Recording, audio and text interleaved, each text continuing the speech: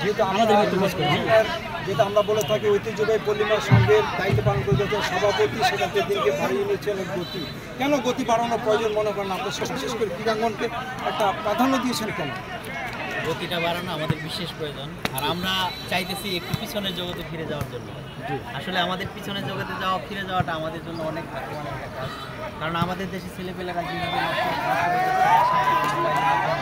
আমরা চাচ্ছি এই ছেলে মেয়েদেরকে ভালো কিছু একটা উপহার দিয়ে খেলাধুলার মাধ্যমে একটু আনন্দিত করে ছেলে মেয়েদেরকে পরিবর্তন করে আমাদের সাথে সে আগের মতো করে যাতে ভালো আচরণ করে এবং ভালো ব্যবহার করে এবং এই মোবাইল থেকে এবং এই নেশা থেকে দূরে থাকে, সেই প্রত্যাশায় আমি খিদিরপাড়া জনগণকে আমি অনেক স্বাগতম জানাচ্ছি, অনেক ধন্যবাদ জানাচ্ছি।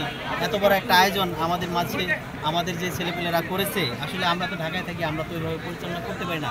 যে সমস্ত ছেলেপেলেরা এখানে পরিশ্রম দিয়ে এবং শ্রম দিয়ে টাকা পয়সা দিয়ে বিদেশি ভাইরা যারা আছে এবং বিদেশি সাহায্য সহযোগিতায় আমরা খুব অনেক পাইতেছি এবং অনেক আনন্দিত হইতেছি যে আমরা এই খেলাটা আমরা পরিচালনা করতে পারতেছি এবং অনেক ব্যয়বহুল আমাদের যাচ্ছে।